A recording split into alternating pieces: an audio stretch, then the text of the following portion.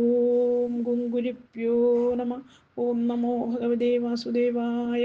ഓം നമോ നാരായണായ. നാരായണീയം ദശകം 92 ശ്ലോകം 9-10. പീതാംബരം കരവിരാജിത ശംഖചക്രകമോദഗീ സരസിജം കരുണാസമുദ്രം രാധാസഹായമതിസുന്ദരമന്ദഹാസം വാതാലേശമനിശം ഹൃദി ഭാവയാമി.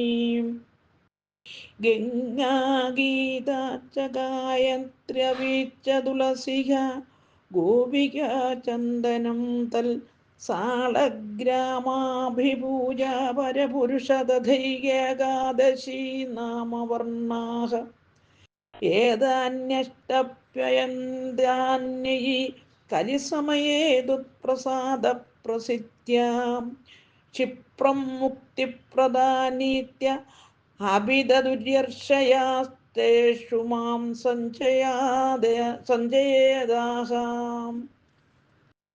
അന്വയം അർത്ഥം. അയി പരപുരുഷ, അല്ലയോ പരമാത്മസ്വരൂപ, ഗംഗാച്ച ഗംഗയും, ഗീത ഭഗവത്ഗീതയും, ഗായത്രി അഭി ഗായത്രിയും, തുളസിയാച്ച തുളസിയും, തത് ആ ഗോപികാചന്ദനം ഗോപികാചന്ദനവും, സാളഗ്രാമ അഭിപൂജ സാളഗ്രാമ പൂജയും, തഥാ അപ്രകാരം, ഏകാദശിയും, നാമവർണ്ണ ഭഗവൻ നാമാക്ഷരങ്ങളും, ഏതാനി ഈ, അഷ്ട അഭി എട്ടും, ത്വത്പ്രസാദ പ്രവർത്തിയ അങ്ങയുടെ അനുഗ്രഹാധിക്യം കൊണ്ടും, അയന്താനി വിഷമം കൂടാതെ, കലിസമയേ കലിയുഗത്തിൽ, ക്ഷിപ്രം വേഗം, മുക്തിപ്രദാനി ഇതി മോക്ഷം കൊടുക്കുന്നവ എന്ന്, ഋഷയ മന്ത്രദൃഷ്ടാക്കളായ ഋഷിമാർ, അഭിദതു പറഞ്ഞിട്ടുണ്ട്, മാം എന്നെ, തേഷു അവയിൽ, സഞ്ജയേധ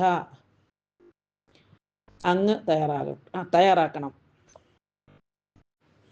സാരം: ഗംഗ, ഭഗവത്ഗീത, ഗായത്രി, തുളസി, ഗോപീചന്ദനം, സാളഗ്രാമം, ഏകാദശി, ഭഗവൻ നാമവർണ്ണങ്ങൾ എന്നീ 8 കലിയുഗത്തിൽ യജ്ഞം കൂടാതെ ഉപയോഗിക്കാവുന്ന ഉപായങ്ങളാണ്. ഇവയിൽ ഭഗവത് അനുഗ്രഹം നേടി മോക്ഷം പ്രാപിക്കാവുന്നതാണ്. മന്ത്രദ്രഷ്ടാക്കളായ മുനിമാരാണ് ഇവയുടെ മഹത്വത്തെപ്പറ്റി പറഞ്ഞിട്ടുള്ളത്. എൻ്റെ മനസ്സെ അവയിൽ തൽപരമായി തീരണമേ. ഹരിവു. ഓം ഗുരുഭ്യോ നമ. ഓം നമോ ഭഗവതേ വാസുദേവായ. ഓം നമോ നാരായണായ. ശ്ലോകം 10. ദേവർഷീണാം പിതॄണാമപീച്ച ന പുനരണീകിങ്ക്യരോ വാസഭൂമൻ യോ അസ്സൗ സർവാത്മനാ ത്വം ശരണമുപഗത സർവകൃത്യാനി ഹി ത്വാം തസ്യോത്പന്നം വികർമാപ്യ അഖിലമവനുദാസേവ്യാചിത്തസ്ഥിതത്വം തന്മേ ഭാവോത്തതാപാൻ പവനപുരവതേരുന്തി ഭക്തിം പ്രണീയകാം. അന്വയം അർത്ഥം. ഭൂമൻ ബ്രഹ്മസ്വരൂപനായ ദേവ, പവനപുരവതേ ഗുരുവായൂരപ്പ, യഹ യാതൊരുവൻ, സർവകൃത്യാനി എല്ലാ കാര്യങ്ങളും, ഹിത്വാ ഉപേക്ഷിച്ചിട്ട്, സർവാത്മന എല്ലാ തരത്തിലും, ത്വാം അങ്ങയെ, ശരണം ഉപഗതക പ്രാപിച്ചവനാകുന്നുവോ, സ അസൗ അയാൾ, പുന വീണ്ടും പിന്നീട്, ദേവർഷീണാം ദേവർഷിമാരുടെയും ഋഷികളുടെയും, പിതॄണാം അഭി പിതൃക്കളുടെയും, ഋണി വ കടക്കാരനായും, കിങ്കരനായും തീരുകയില്ല. ചിത്തസ്ഥിത ഉള്ളിൽ സ്ഥിതി ചെയ്യുന്ന, ത്വം അങ്ങേ, തസ്യ അവന്, ഉത്പന്നം ഉണ്ടാകുന്ന, അഖിലം എല്ലാം, വികർമ്മ അഭി വിരുദ്ധ കർമ്മത്തെയും, അവനുദസിയേവ നശിപ്പിക്കുന്നു, തത് അത് കാരണം, മേ എൻ്റെ, പാപോത്തതാവാൻ പാപത്തിൽ നിന്നുണ്ടായ ദുഃഖങ്ങളെ, രുന്തി തടഞ്ഞാലും, ഭക്തിയെ പ്രണീയാഹ നൽകിയാലും, സ സർവത്ര ഗോവിന്ദനാമ സങ്കീർത്തനം. ഗോവിന്ദ ഗോവിന്ദ.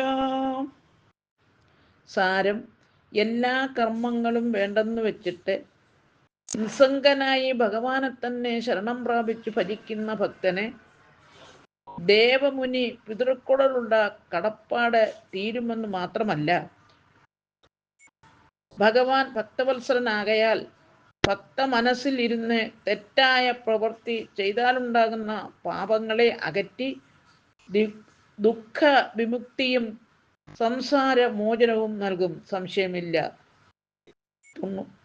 92-ാം ദശകം സമാപ്തം. ഹരി ഓം.